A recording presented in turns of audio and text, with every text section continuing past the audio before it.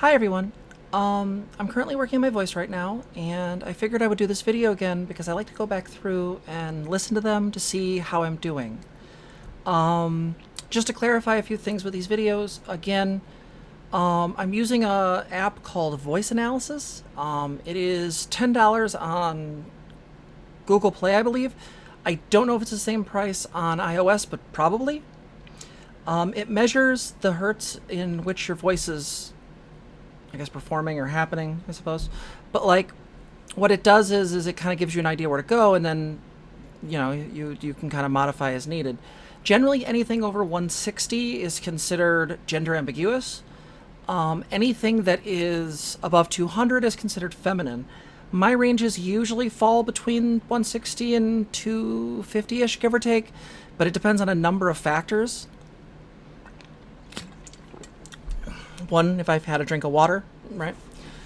So I figured today I'd throw a curveball at myself and read a couple tweets that I've either retweeted or shared or ones that I've posted, because that way I can kind of go through them and just read them and kind of practice sustained use of my voice, which is still a thing I struggle with in a lot of ways. So here goes nothing. So the first one I have here is from Chelsea E. Manning. We all know who Chelsea is. She's lovely.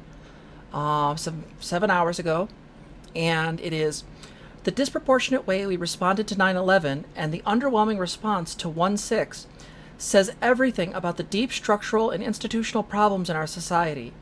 Empowering the police, military, intel state for years has come full circle. Fucking love her. I should actually hit the button so I'm actually measuring myself. So, one sec. Here we go. Alright. Let's see, what's another fun one?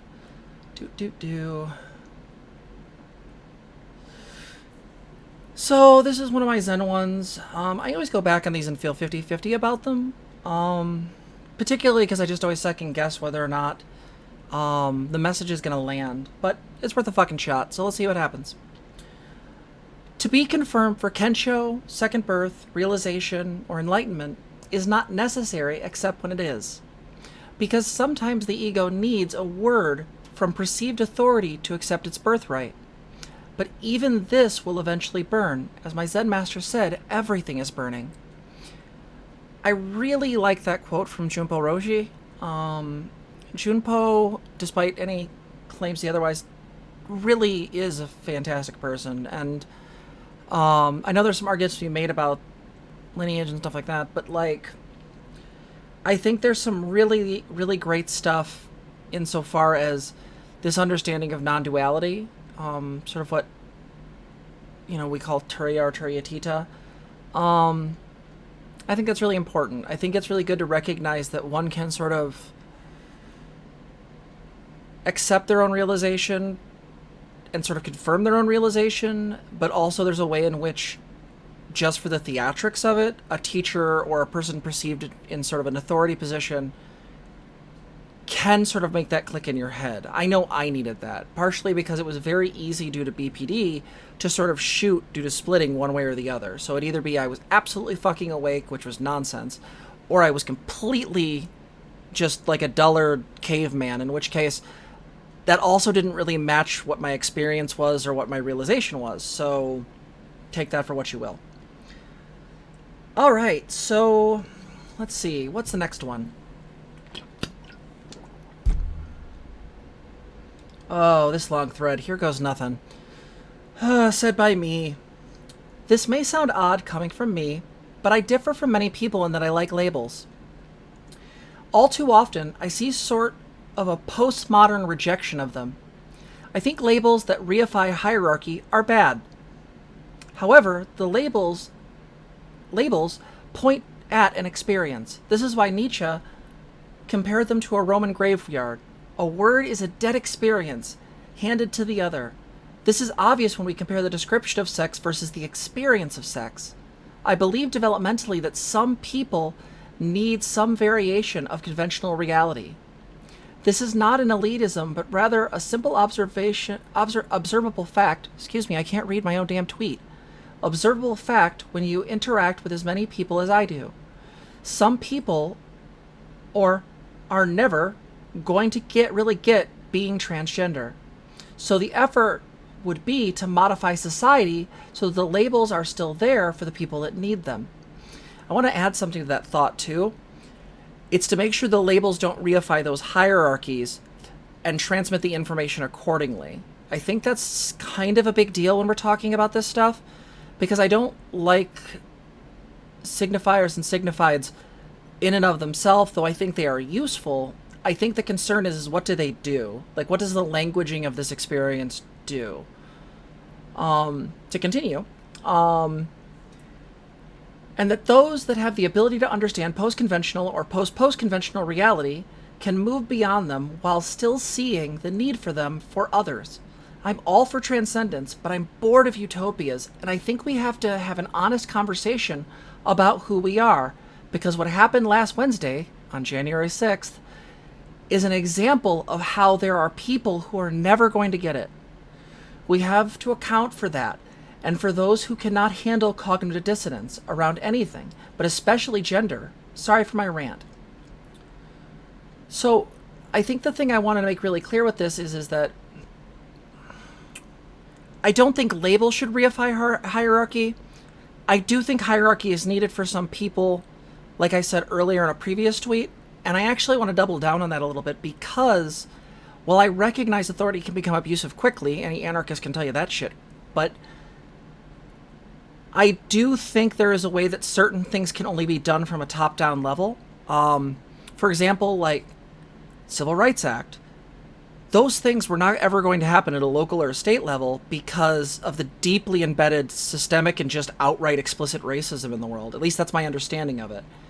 And as such, you have to do a top-down measure to sort of make it clear to everyone all at the same time that these things are still wrong. It's not to mean that it's going to cover all bases, that it's going to do everything. We can tell that with BLM and a lot of the issues we have, including systemic poverty and etc. But I think those types of top-down measures, I can't talk today. Top-down measures are really fucking important. So do with that what you will, but I also think that those things need to be done very, infrequently and have to be really considered. Yeah. So let's move on to the next tweet. Here's one from Joe Biden. 600 is simply not enough when you have to choose between paying for rent or putting food on the table. We need $2,000 stimulus checks. I agree with Joe Biden. I hate saying that, but I do. I agree with Joe Biden, and I also will double down on that and say that I actually think that a $3,000 check per month is the bare minimum of what people should be getting. The fact of the matter is that this is no longer just a pandemic and the bad luck of the world. The United States is doing the worst on this, save for places like Brazil. And one of the things that I think is really kind of fucking important is this idea that right now, all it would take is them to sign legislation. Again, the game is made up and the points don't matter, right? Like, if we're really talking about what a fiat currency means and the fact that we can kind of manipulate things like inflation, just send people the fucking money, right? You guys have done not even the bare minimum of actual support. It's kind of fucked up. I actually feel for this a lot because if this had happened 10 years ago, I would have been a fucking college student struggling. The fact that I actually can sustain and be okay during this is based on a number of fucking privileges, right? The least of which is me being white, followed by me having a fucking graduate degree. But there's any number of ways that could have gone wrong.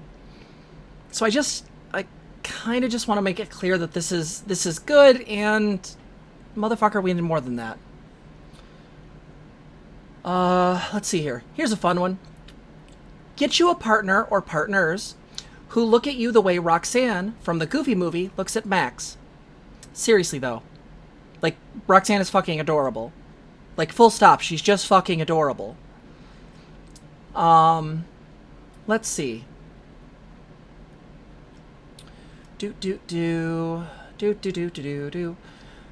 Here's a thought I put out yesterday, because Twitter is nothing but shit posting and random thoughts. I honestly think doggos, or puppers, if you will, need to be part of the treatment for high-functioning borderline. The reason I say this is that, at least from my own story, and I don't have any like specific research to back that, it's more of an intuition, and it could be full of shit, so whatever, fuck off. Like,